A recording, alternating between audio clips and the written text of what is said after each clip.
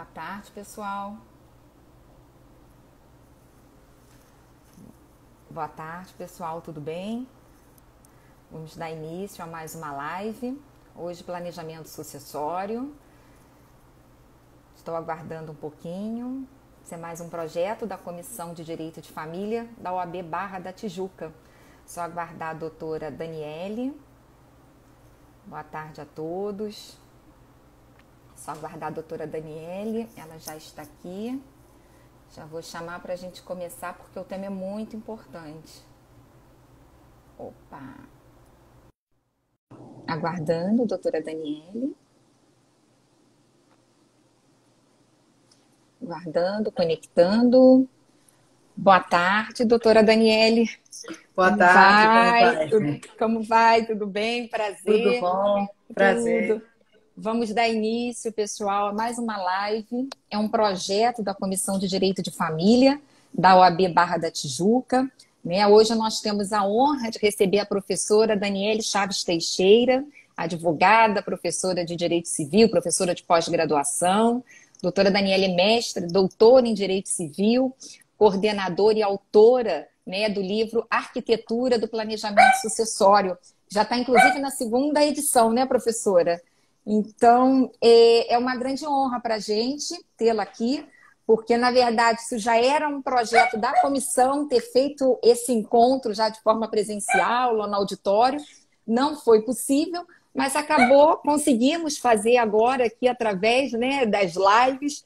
Então, é uma honra muito grande, professora, tê-la aqui hoje para essa live, para que a gente possa debater esse tema tão importante que é planejamento sucessório. Então, uma boa tarde. Boa tarde, eu queria agradecer mais uma vez o convite de vocês, da comissão aí da OAB da Barra. Eu também faço parte da comissão de órfãos de sucessões, lá da OAB do centro, né, da cidade ali. Nossa presidente é a Rose Vencelau Meirelles. Sim. E é um prazer estar falando sobre planejamento sucessório, como você falou. Eu sei que não vai aparecer, mas esse é o segunda edição, né? A Arquitetura do Planejamento. E essa é a segunda edição, que da primeira, às vezes as pessoas me perguntam, entre a primeira e a segunda, tem 10 artigos a mais, então vale a pena mesmo quem tem a primeira. E esse que está esgotado, que é o Planejamento Sucessório, Pressupostos e Limites, que é a minha tese de doutorado na UERJ, né? E foi dali, esse é o primeiro também, às vezes as pessoas me perguntam qual eu leio primeiro. Leio primeiro o planejamento, para depois ler a arquitetura. Né? Tá bem. Ótimo. Ótimo. Mas é um prazer estar aqui, né? Você me apresentou e tudo, mas sempre falar sobre planejamento é uma alegria para mim, então obrigada por estarem aí lembrando do meu nome. Sempre. E vamos falar, né? Vamos. E assim, eu até gostaria, eu pensei em algumas coisas, mas o tema planejamento sucessório, eu acho que nunca esteve assim é um tema tão importante da gente divulgar, tendo em vista esse contexto todo que nós estamos, o momento em que nós estamos vivendo, né? Então é muito importante, eu acho assim que é nosso papel, nosso trabalho também a gente divulgar esse tema assim, de tamanha importância. E aí eu gostaria, se a professora até me permite, começar assim, bem do início, né? Porque aqui na comissão nós temos advogados e também pessoas que não são advogados que acompanham também as lives da comissão. E aí eu gostaria, professora, saber o que é planejamento sucessório? Então, planejamento sucessório, eu vou falar de uma forma bem clara, é a transmissão de um patrimônio de bens, né? Para uma outra pessoa. Normalmente se pensa em planejamento sucessório né, no direito das sucessões, mortis causa, né? Sim. Mortis causa é quando a pessoa morre e é o nosso livro, Código Civil, que nos regula nossas relações desde a parte inicial, introdutória, a parte geral, aonde nós temos desde a capacidade, né, que vai nos regulando até todas as questões obrigacionais, questões de contratos, propriedades, família e sucessões. Então, o Código Civil nos regula. O planejamento já sai da casinha, que ele sai só do direito das sucessões e já vamos em outras áreas do direito. Por quê? Alguns instrumentos nós vamos buscar lá, como, por exemplo, A gente vai desde a parte geral de questão de nulidade ou não de um planejamento. Você vai em contratos, como contrato de doação, de seguro e outros aí que a gente pode vir a ter. Nós vamos em parte de direitos reais, né? Que é a parte de usufruto, de propriedade, né? Você vai em família e em sucessões. Eu gosto eu defendo a ideia de ver um direito das sucessões de uma forma mais gestão patrimonial, assim, de uma forma menos afetiva e mais realmente o que é um patrimônio que você tem que regular e ver. Ninguém quer rasgar dinheiro, ninguém quer jogar dinheiro fora, todo mundo, o tempo é dinheiro, e por isso e por outras coisas. Então, o que é o planejamento? O planejamento é uma organização patrimonial visando a transmissão de bens. Basicamente, é isso. Por que morte causa? Porque, teoricamente, eu falo assim, porque os instrumentos que o Código V do Livro das Sucessões, do Código Civil, nos apresenta são só 3 elementos, que é o testamento, e eu acho que vale destacar que muitas vezes as pessoas perguntam: com o planejamento sucessório, o testamento perdeu a importância. Não, mais do que nunca, o testamento é importante, é um ótimo instrumento, ele reforça toda a ideia de um planejamento, que você reafirma ali a vontade do autor da herança para não ter questões de dúvidas. Então, o testamento, ele vamos supor, ele se fortaleceu, né? E ele tem crescido. Eu acho que os colegas aqui, desculpa, nós estamos em período de quarentena. O meu também, eu também estou aqui. Os cenários, eu estou com um cachorro. É um ambiente familiar. Desculpem, mas isso que faz a coisa, é o tempero das coisas gostosas. Com certeza. Então, em função disso, o testamento realmente, e eu estava falando que os nossos colegas devem estar sentindo que esse momento de fazer mais testamentos é uma realidade concreta. Eu até vi uma live um dia desses falando da questão que é muito importante, a questão também de se trabalhar com os cartórios, né? Que hoje em dia eu vi numa live que teve sobre coisas extrajudiciais. Extrajudiciais. Né? Exatamente. E realmente, então, além de outras áreas do direito civil que você já vai, você tem planejamento que você vai estar fazendo parceria com algumas sociedades, quer dizer, na área societária. Vai fazer uma análise tributária, então você também vai para a área do direito tributário. Você, às vezes, vai na questão previdenciária, vai na questão securitária. Você tem que ter um ótimo diálogo. Empresarial, né? O empresarial, quando eu falo, já é o societário, né? Você tem que ter uma ótima relação com os cartórios, porque muitas vezes é um diálogo de esclarecer o que quer, como se quer, como deixar isso de uma forma mais segura possível. Você tem que ter um ótimo diálogo para se fazer um planejamento com a contabilidade, porque em muitos momentos você precisa fazer, às vezes, ou uma auditoria, mas com certeza você precisa levantar todos os ativos e passivos de uma empresa, né? Você precisa, até às vezes, também de um apoio psicológico, porque apesar de eu ver a questão do direito das sucessões como uma forma mais gestão patrimonial, com menos afetos, relações afetivas, mas eu acho essencial, dependendo do porte de um planejamento, principalmente se for empresas familiares, fazer-se, às vezes, uma análise dos componentes ali, daqueles herdeiros necessários, mas não é uma coisa casuísta, não sou eu advogada, que você tem que buscar os parceiros. Eu acho que o planejamento isso é fundamental. Ele criou um espaço para nós advogados de muitas parcerias. Exatamente. Porque é muito difícil uma pessoa só ter um conhecimento ou uma expertise em todas essas áreas, né? Lógico, meu livro Planejamento Sucessório, eu fui ali, se questiona desde a legítima, autonomia, eu fui reavaliar, eu fui estudar fora, fiz um doutorado sanduíche, para exatamente, fui em fontes onde eles já estão discutindo sobre a legítima há 40, 50 anos, fui ver porque... E aí a gente fala, então assim, só fechando um pouco o que é o planejamento. Além disso, eu estou demonstrando que o quê? O planejamento você precisa ter interfaces com várias outras áreas. E é exatamente por que isso? E isso é o planejamento, é você estar se utilizando, dependendo do patrimônio, de vários instrumentos. Você tem como se fosse um cardápio de ferramentas e você vai compor esse cardápio conforme a necessidade do seu cliente, conforme o aporte dele, o patrimônio dele, a vontade. Então, você vai ter instrumentos mais rotineiros, que atendemos. Claro. Muita gente já faz planejamento sem ter exatamente a noção que é um planejamento, que nada mais é do que uma organização, é você antecipando um momento posterior e você decidindo a hora de se falar nisso, né? Sim, sim. Então,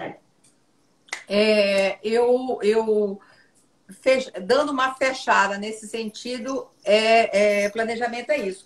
Exatamente, um momento só. Tá bem. Exatamente porque o planejamento, ele se tornou importante, e aí você me pergunta, só se fala planejamento no Brasil? Eu vou dizer assim, não se fala em outros lugares, próprios Estados Unidos, né? Mas no Brasil teve esse boom, realmente, muito em função desse descompasso que ocorre com o nosso direito às sessões, que pouquíssimo mudou, e o que mudou foi para pior dentro desse código de 2002, que já não é um código novo, para esse descompasso com essa sociedade contemporânea, múltipla, né? Vocês que são uma comissão de direito de família, especificamente, né? Claro. Então, eu posso dizer que é uma característica desse momento do Brasil em função disso. E por quê? Porque esse engessamento do direito das sucessões, e essa falta de liberdade, e aí eu acho que quando muitas vezes as pessoas, e a gente sabe como cliente, que às vezes não querem um regime de bens que haja comunicabilidade de bens. Sim, sim. E nós, infelizmente, no Brasil, nós não estamos com nenhum regime que no momento da sucessão, não em si, né, de um divórcio, mas no momento sucessório, até o regime de separação total de bens, você vai comunicar, né? O cônjuge / companheiro se torna herdeiro necessário. Aí muitas pessoas falam assim, o problema é este. E até, lembrando, acho que vocês devem estar a par, que o projeto é um projeto de lei no Congresso, onde retira o cônjuge companheiro dessa posição de herdeiro necessário. Sim, a professora Ana Luísa, ela até fala o supercônjuge, né? Ela sempre quando comenta... ela fala isso ela fala que ele concorre com o descendente, ele concorre com o ascendente e concorre... Mas se você falar isso, de certa forma, assim, na Europa, vão estranhar, porque tem regimes de países onde o cônjuge ele é prioridade, como na Holanda, ele é realmente esse o papel. Mas eu acho que o que isso incomodou muito, porque era a nossa única liberdade de espaço, era a questão do regime de bens e que aonde o cônjuge não fosse herdeiro necessário. Quando eu falo cônjuge companheiro, né? Não vou entrar aqui em critério, mas vou destacar a importância disso. Hoje em dia, muita gente está defendendo, né, que o cônjuge, a maioria, majoritariamente, companheiro é herdeiro necessário. Vamos só botar isso, e eu entendo e falo aqui dessa forma, tá? Mas a gente tem que reconhecer que próximo Rodrigo da Cunha, presidente do BDFAM, o Conrado Rosa, do Rio Grande do Sul, Marcelo Delgado, Mário Delgado, de São Paulo, professora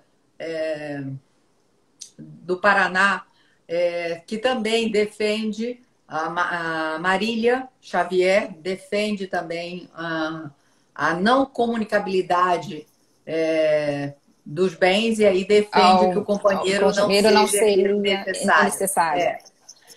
Mas tudo isso porque, assim, eu já disse que no Brasil ele está em destaque exatamente pela insuficiência de liberdade, de autonomia que o nosso direito das sucessões permite. Então, você precisa, em outras áreas, buscar. E aí já vem a própria complexidade do direito do planejamento Sim, sucessório. Como sim, você precisa dessa expertise em várias áreas, dificilmente, e nós estamos falando de uma advocacia de um porte que não precisa ser esses grandes escritórios, que desses grandes escritórios, tudo bem, você começa a discutir com um civilista, um societário e um tributarista. Não, mas a nossa tributarista, sim. realidade não é essa, né? E Claro, como a claro. gente resolve isso? Nós, familiaristas, a gente tem que fazer parceiros, Sim, escritórios, que na hora de um caso desse, você vá buscar um escritório societário para dar auxiliado exatamente quais instrumentos, se é o caso ou não, e assim por diante. Então, claro, é um estímulo também a uma área a ser explorada, o planejamento, pela claro, advocacia, claro, claro, né? E claro. propicia esse não só esse diálogo, mas como essas parcerias profissionais, né? E eu vejo até no seu livro, né, que a professora defende assim um planejamento, que o planejamento ele seja eficaz e eficiente, né? Porque é exatamente isso que se busca, né? Porque às vezes a gente pode até ver coisas assim, não sei, muito diferentes, muito criativas, eu não sei, e acaba fragilizando de certa forma aquele planejamento. É, eu acho assim, só ainda dando um destaque, uma das coisas, quando eu falo que tem descompasso com essa sociedade, é importante a gente sempre contextualizar. Que sociedade é essa? Se formos ver, essa sociedade, ela passou por transformações socioeconômicas e de efeito global, né? Nós estamos num perfil numa sociedade globalizada, olha o vírus aí, Claro, né? conectada, né? Claro, Tecnológica, olha os meios que a gente está claro. fazendo, fluida. Dizem que Bauman defende o estado fluido, já tem, se fala estado gasoso, eu acho que até o vírus mostra, porque o fluido, de alguma forma, você ainda faz uma barreira, né? O gasoso está aí, está no ar, e eu acho que nada mais contemporâneo do Do que que é a verdade. pandemia, né? É um mundo consumista, né? É um mundo onde tem todas essas características, imediatista, né? Tudo é para ontem. E isso são transformações que não aconteceram só no Brasil. Se são características desse mundo globalizado, o que eu posso dizer? Eu posso dizer que alguns países, principalmente da Europa continental, que a gente chama, foram buscar atualizações na sua legislação sucessória. A França, a Alemanha, a Espanha, Portugal, várias, e até a Inglaterra, que se entende que o direito inglês é livre, não tem a legítima, ele também já tem restrições e critérios que eu não vou entrar aqui no caso, mas eu quero dizer que nem lá tem essa total liberdade, Liberdade. como se imagina. E o que eu Sim. acho, então, assim, fazendo esse um corte desses países ocidentais, eles foram buscar. Então, por isso que talvez lá eles foram buscar em países que, por exemplo, como a França e a Itália, que tem como o nosso artigo 426, similar ao 426, eles mantêm ainda no código deles, mas eles já foram flexibilizando de outras Flexibilizado. formas, entendeu? A própria Entendi. Itália, que tem um direito de família outramente tradicional, até pela própria influência do Vaticano ser dentro da Itália, né? O Estado Vaticano ser dentro da Itália, o direito das sucessões também. Então, mesmo lá, mesmo eles tendo um artigo muito similar ao nosso 426, ele já tem estrutura para a questão empresarial de ter negociações da herança de um herdeiro, negociar a parte exatamente visando a circulação econômica dos bens e assim por diante. Sim, Então, sim. e a França tem outros mecanismos. Então, nós não temos, então, nosso é extremamente enrijecido, nós não temos um regime sem uma incomunicabilidade. Nós temos a vedação do 426, já tem muitos trabalhos atuais, falando um pouco, pelo menos, defendendo a renúncia, né? O professor Rolf Madaleno, o professor Daniel Bucar, professor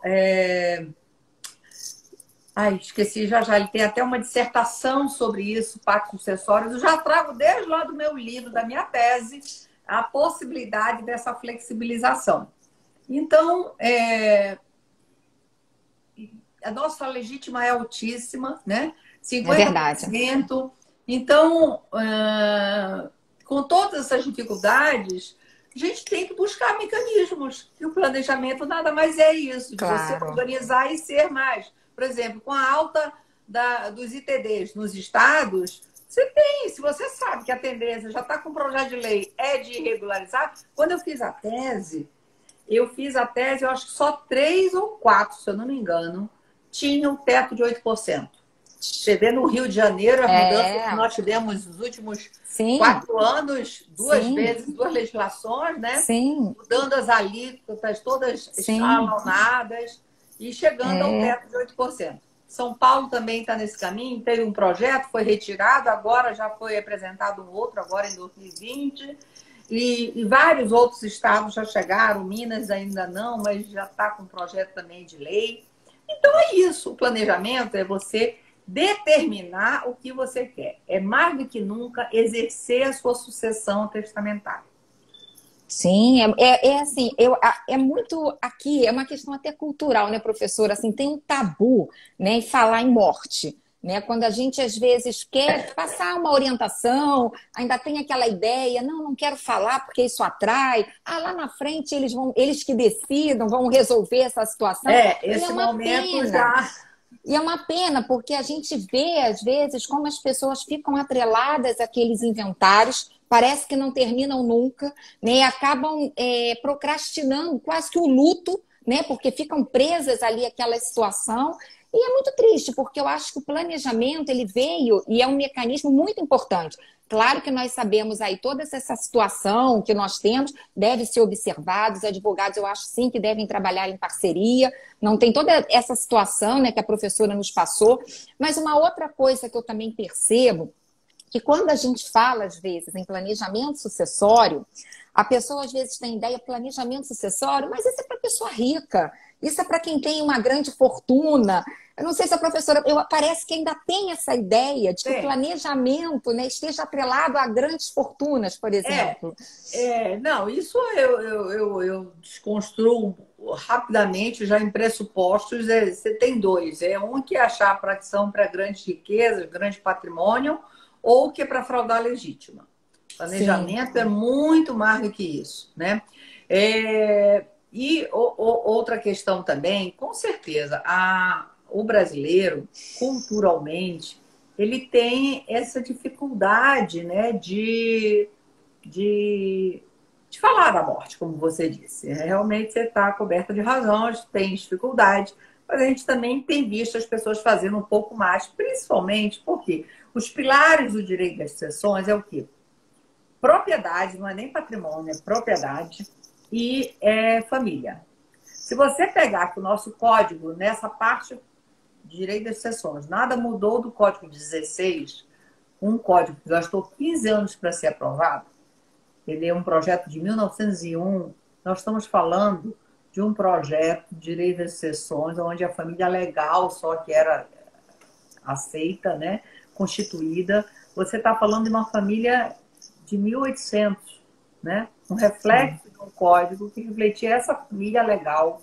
Lembrando sempre que nós deixamos, como o professor Gustavo Tetedi não gosta de chamar, que nós saímos da família institucional para a família instrumental, né? Ou seja, nós deixamos de ter aquela finalidade única da família, com casamentos, com ter que seguir o negócio da família, do que hoje é. Primeiro, com a Constituição nós temos a igualdade entre os cônjuges, nós temos a igualdade entre os filhos e nós temos as várias formas de entidades familiares. Então, com as famílias se transformando.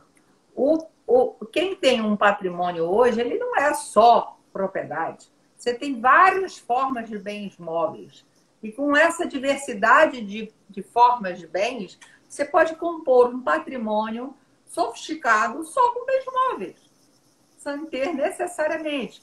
E novas formas de bem cada vez mais circulando, com mais fluidez, com menos burocracia e formalismos. Então, esse mundo é o que nós estamos. Então, quando eu digo que existe esse descompasso, é porque teve todas essas transformações. E o direito de Sim, sucessões não pode ficar o seu pilar ainda nessa família e propriedade. sim, sim, Ele tem sim, que se atualizar. E ao atualizar é sim hoje pensar na morte.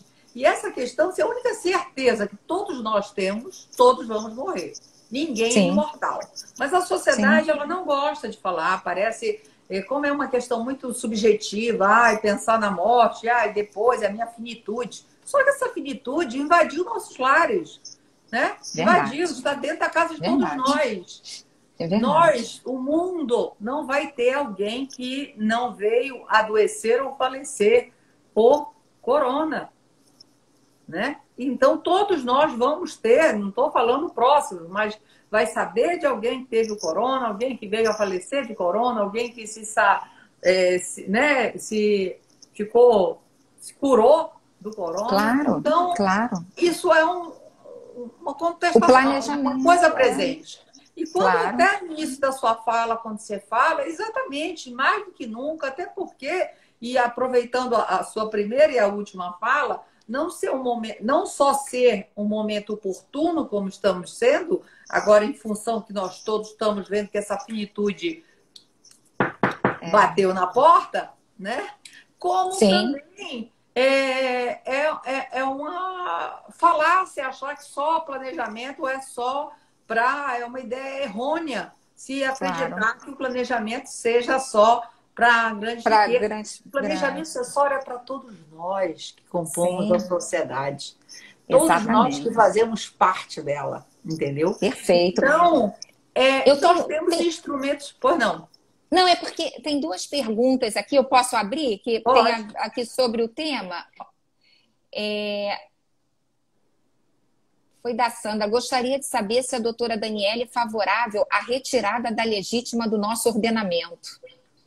Olha, eu gosto de destacar o seguinte: a legítima ela não é tutelada constitucionalmente, tá? O que é tutelado pelo nosso artigo 5º, inciso 30, é o direito de herança. Então, a legítima pode mudar a qualquer momento com uma mudança legislativa. É Sandra, né? Fez a pergunta? Sandra É, Mota. Sandra. Sem óculos eu não enxergo.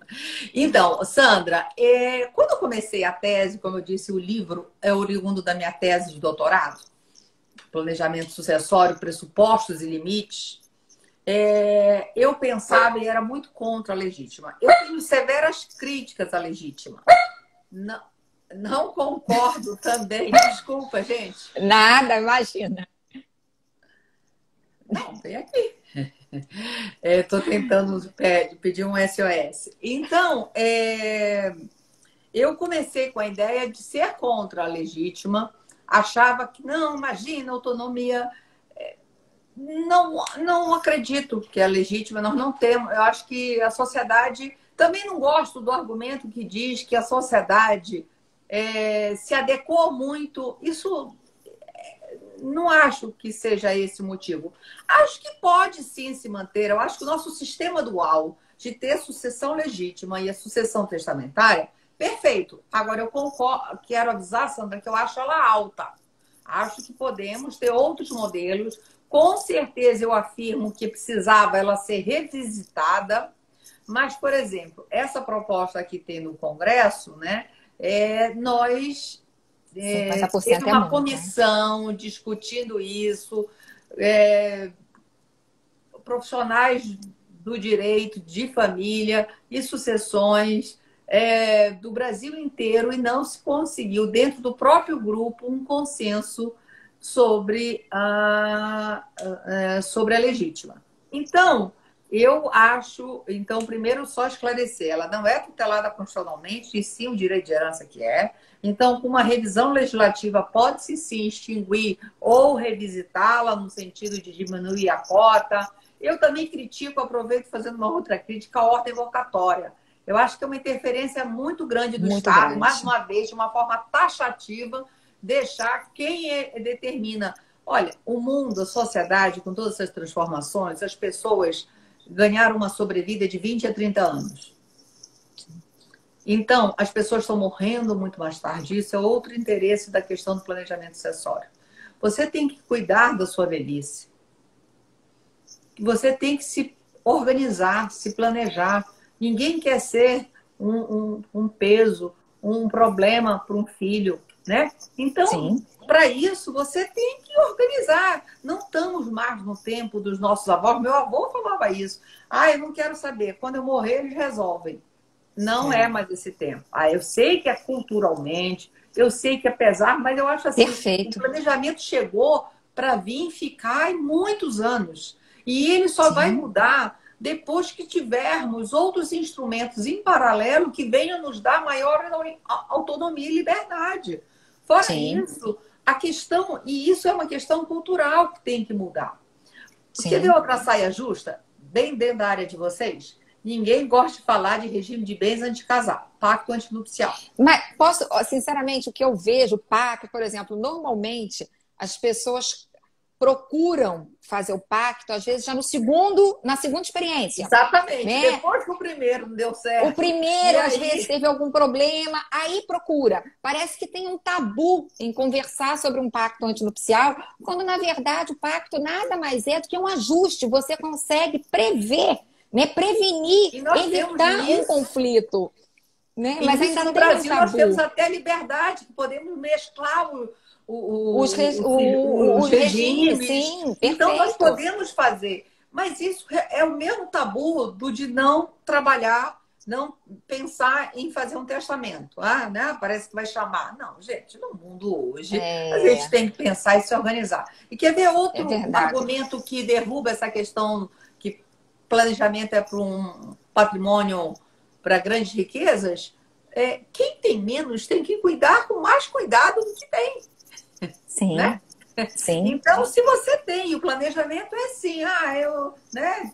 E normalmente se pergunta, a consulta, quando é para um regime de bens, para um segunda núpcia, segundo casamento, segunda Sim, união sim. estável, e muitas vezes, não quero comunicar, eu tenho a vida, ela tem a dela, ou ele tem a dela, eu tenho, não quero o que eu tenho, eu quero que fique para os meus filhos o que ele tem, e a gente está junto por querer. E, infelizmente, a gente tem a separação de bens, mas para efeitos sucessórios não tem mais. O que o testamento pode fazer é diminuir.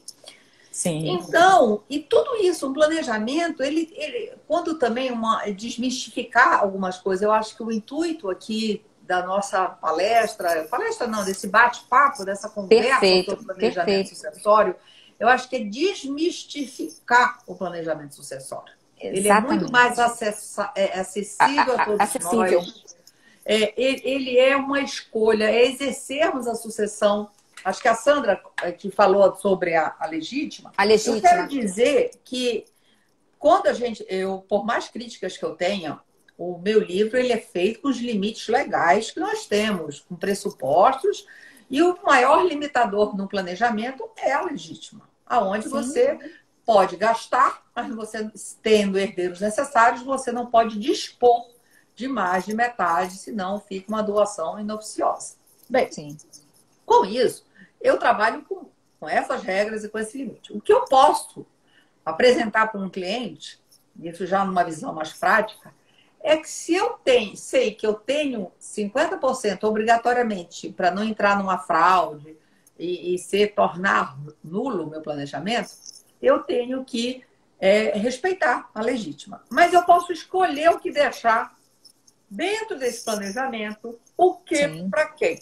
Então, eu perfeito. posso estar fazendo essa escolha, apesar da minha disponibilidade ser só 50%, mas eu já usar toda uma concepção, uma ideia de um planejamento dentro do Sim, que eu vou cumprir com a legítima e da parte disponível. Então, primeira coisa, nós, advogados de família, sessões, contratos societários, é questionar o seu cliente. Como é que está o seu contrato social da sua empresa? Né, como está o contrato para questão de sucessão, de usufruto? Porque às vezes até regularizar, você tem que atualizar. Então, e quando se diz que planejamento é caro, eu te defendo que não é caro. Ele é caro, pode-se pensar inicialmente, e às vezes as pessoas perguntam, quanto é um planejamento? Gente, isso é muito relativo, porque depende do patrimônio depende do que se precisa fazer para aquilo. Aí, às vezes, fala, então, por faixa etária, acima de X, K, tanto de X a X. Não, também não, porque, às vezes, um patrimônio muito menor vai me dar tanto mais problema de regularizar, às vezes, terrenos, apartamentos, questão imóvel, imóveis que estão sem passar por inventário, questões de divórcios, litígios e tal. Isso, olha, eu estou falando até de uma pessoa física. Sim, é aquele tem que ser um trabalho artesanal, né? O caso todo concreto, organizado, né? E aí é fácil, tá ali. Então, assim, não é. Aí você me falar, mas que critérios? Depende muito caso a caso. E isso eu venho mais uma vez fortalecer. Não tem fórmula para um planejamento sucessório. Se querem que eu diga aqui, qual é o. Eu posso dar os passos. Esses temos que saber.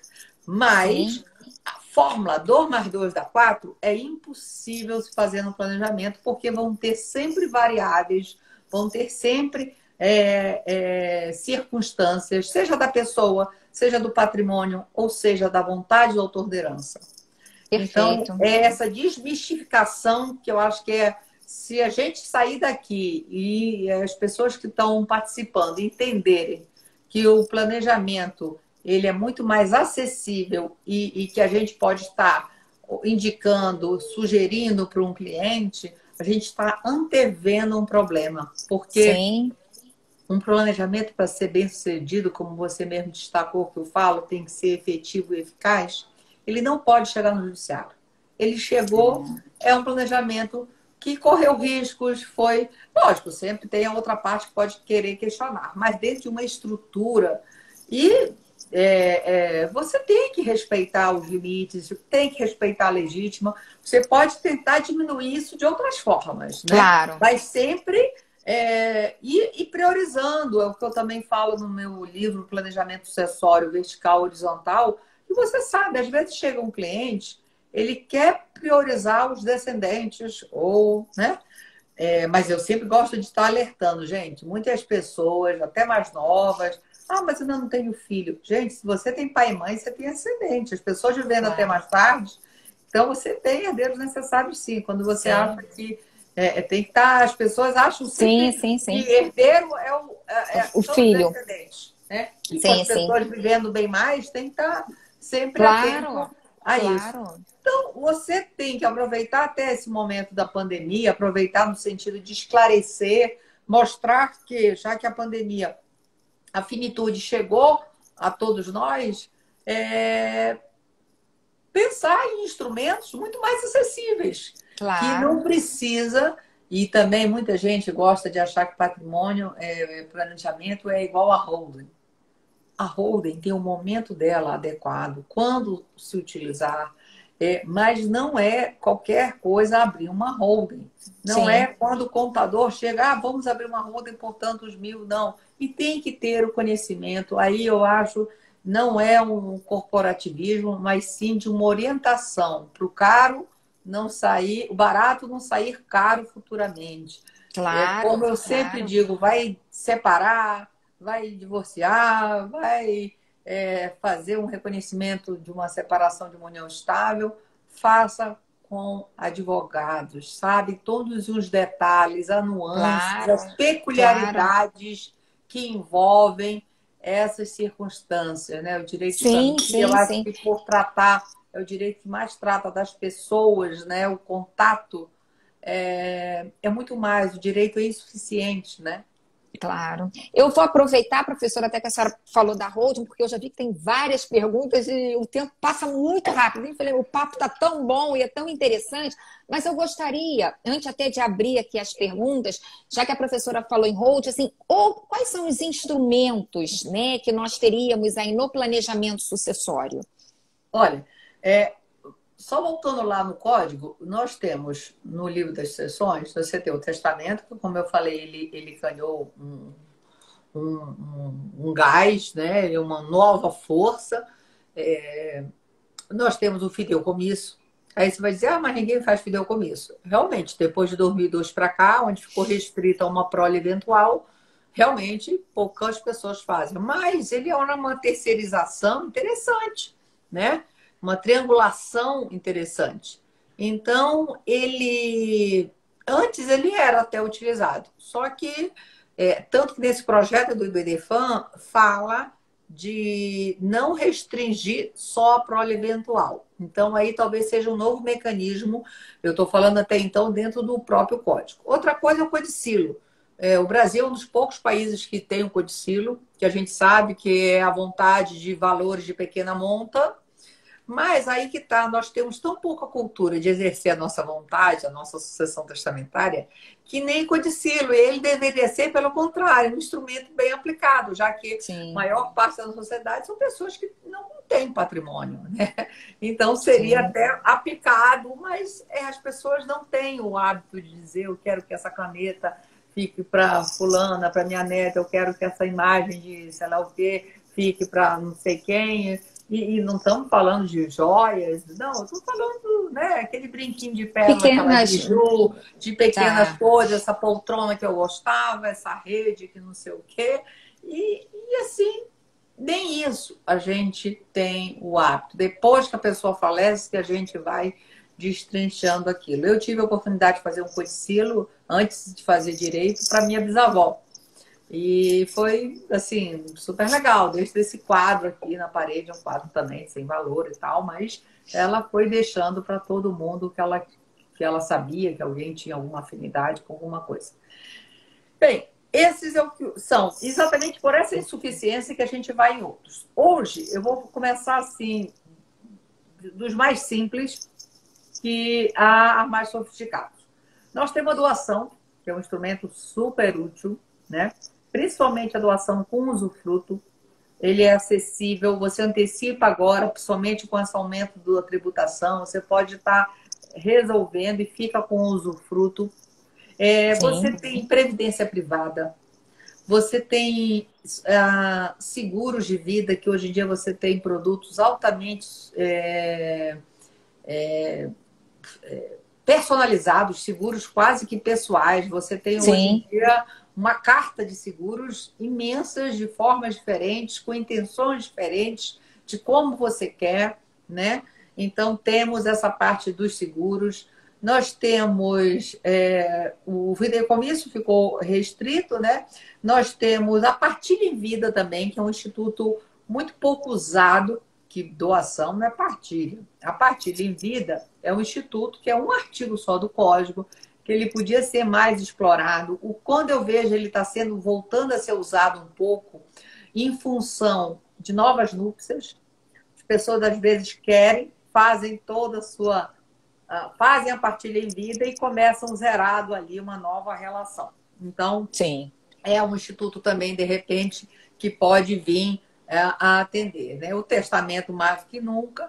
Aí você tem fundos de rendimentos, aí tem as peculiaridades. O fundo de rendimento, você tem, às vezes, algumas limitações pela CVM, que como você tem que seguir, às vezes, por exemplo, você quer deixar que você pode fazer isso através do testamento, né? A parte administrativa com alguém e a parte de cuidados, seja dos seus filhos, ou seja de um incapaz, alguma coisa, com outra pessoa. Você pode dar funções diferentes para aquela pessoa. E o fundo, e às vezes as pessoas, quando estão, eu já tive situação de um cliente que estava com câncer e a esposa com câncer, ele com Alzheimer, já tinha uma filha com síndrome de Down e tinha um outro filho. E ele queria deixar um fundo. Então, às vezes não é só. Temos que ver de que forma o fundo pode estar sendo utilizado dessa forma. Ou só mesmo como uma forma de aplicação. Perfeito. E tem a fundação, às vezes, mas aí você já precisa de um aporte maior que você tira do seu patrimônio, que você põe para uma fundação, né? Você tem, Sim, apesar de o Brasil tem todas as sociedades, as sociedades limitadas, a SA, a própria estrutura de holding, que é diferente de só uma limitada. A gente, quando fala, muitas vezes as pessoas falam SA, mas nossa, bolsa, ação em bolsa. Gente, tem a SA, lógico que também, se você tem um porte de uma limitada, você não vai abrir uma SA, você tem a questão de ver de votos, você tem que ver o custo Claro, para abrir uma claro. SA, para manter, não só abrir, mas para manter o que, que você vai precisar. E aí, quando a gente fala em SA, normalmente nós estamos falando de uma SA fechada, não aberta. Mas tem Tá. casos que possam vir a atender. O trust mesmo, o trust nós não temos no Brasil, o nosso regulamento, no ordenamento brasileiro não permite, mas a gente recebe efeitos de, às vezes, um trust feito lá fora, que você pode ir para um país que tenha esse instrumento, né? Como tem a Itália, a Itália é até um país civil law que tem o trust permitido, mas normalmente o trust é de países anglo-saxões, né? Como os Estados Unidos, Sim. a Inglaterra, a Austrália. Mas nós temos aqui o nosso vizinho, a Argentina, que tem a Fidúcia, um excelente instituto da Fidúcia, que temos um projeto no Congresso que é para aprovação, que a Fidúcia é a mesma estrutura do Trust, de uma terceirização, mas com todos os requintes e as liberdades, as autonomias que se pode num Trust, tem numa Fidúcia, mas a gente ainda não tem isto aprovado ainda, está no Senado, se eu não me engano, esse projeto de lei. E aí você tem offshore. Muitas Negócio, opções, né? às vezes as pessoas falam assim, o planejamento é uma blindagem patrimonial. Não é Não assim é. que é para se ver, não é. E blindagem patrimonial não existe. Hoje em dia todo o dinheiro é rastreado. O que a gente pode é fazer economias tributárias, fazer um planejamento visando a sua sucessão familiar, ver questões de empresas. Você sabe que 85% das nossas empresas brasileiras são empresas familiares e que Sim. mais de 90% quebram da segunda para a terceira geração. Então, você tem que administrar, porque uma coisa é quando você é o fundador que criou o negócio e tal, e depois fica para os filhos. E por último, para os primos. Quando você está falando terceira geração, você já está falando. E aí isso, né, vai cada vez mais. Sim, Você tem que ter. Aí busca-se, às vezes, uma empresa, seja o holding ou só mesmo uma limitada, para dar uma organização nisso, uma padronização, uma questão mais profissional. Então, claro. mas isso tem que ser de acordo com o patrimônio, né? Claro, claro. Então, Tem que, é o que a assim, senhora falou, analisar sempre cada caso, né? Não tem. Cada caso é um caso, é sempre aquela análise do caso concreto. São muitas opções, né? Eu com achei certeza. fantástico, né? Os instrumentos. Nós temos aqui, é que está Ainda. faltando só 10 minutos, entraram tantas perguntas. Não, mas vamos É, lá tentando responder dentro do possível. Nossa, tem uma aqui. Tem um contrato de união estável, regime parcial de bens. Como posso me proteger dos herdeiros, os filhos? Não, aí eu não posso, de forma alguma, responder uma pergunta que tem várias variáveis aí nessas circunstâncias que teria que se saber. O que eu acho é que sempre tem que se analisar uma situação, ver qual é a Sim, vontade dele. ele quer blindar, né, proteger o sim, patrimônio dos filhos. Tá? Aí tem que ver, o patrimônio incorporou quando? Foi constituído nessa união estável? Não, já tinha antes, são bens particulares ou não. Então, é uma gama de circunstâncias, de situações. aqui tem uma outra pergunta. Em um patrimônio limitada, como o cônjuge casado em comunhão parcial de bens poderá se proteger? Aí também, quando constituiu a sociedade, uma sociedade limitada, é isso? Isso. Qual é o regime de bens? Comunhão parcial. É. Aí tem que ver se essa comunhão parcial foi constituída com a comunhão, né, deles. Tem que se ver, por exemplo, se foi composto com os bens particulares deles, se foi só de patrimônio comum, como é que foi essa integralização nessa propriedade, sendo que. E aí, qual era a pergunta final dele? Como? Como o cônjuge poderá se proteger? Ontem até eu estava numa live e veio dizendo se como, na verdade, quando você realmente, se a holding não pode ser utilizada como uma fraude à partilha até no divórcio e assim por diante. Tem recomendações de holding, de botar o patrimônio numa e a parte toda das outras funções numa outra, como administradora. Aí depende muito, mas tem que se entender que vai ter ameação do que foi composto do patrimônio comum, ameações, seja das cotas ou das ações. Das ações, é verdade. Agora, o que acontece, acaba sendo uma fragilidade, às vezes, é que muitas vezes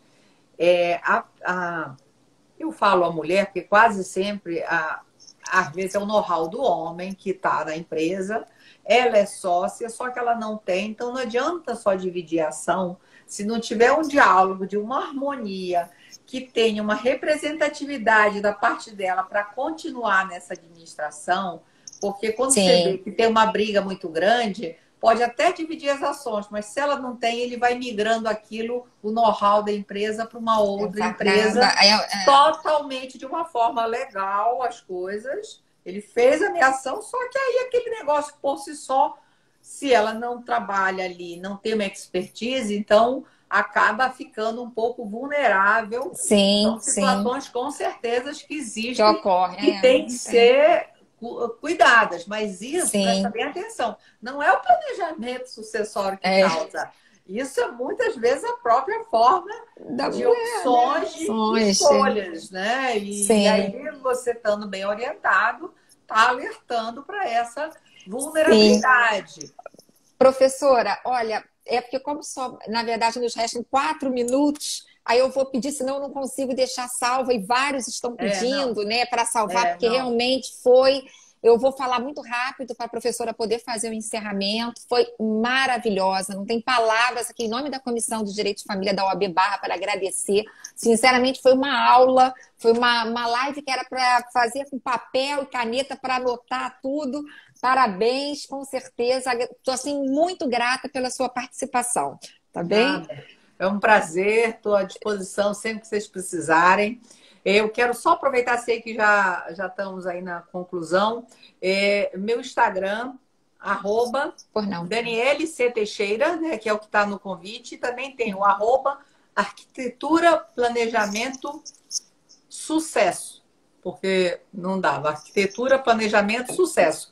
Quem me seguir, vê ali que eu viro e volta, eu marco, que aí vai acompanhando. Inclusive, vem novidades por aí. Estou com uns projetos muito bacanas e devo já começar a semana que vem. Ainda está, mas vai ser em breve. Acompanhem lá o Instagram, que vai ser todo nessa temática de arquitetura, de planejamento, de troca de ideias. Vai ser um projeto bem bacana. Então, acompanhem por aí, vão vir cursos. Então, vem muita coisa legal. Tá bem. Muito então, obrigada mais uma vez pelo convite. Tá bem, professora. Eu que agradeço. Pessoal, boa tarde. Acompanhem também a Comissão de Direito de Família, né? Nós temos feito lives todas as quartas, sempre às 17 horas. Tá bem? Uma boa tarde e até a próxima. Obrigada. Muito obrigada, tchau. Professora. Tchau, tchau.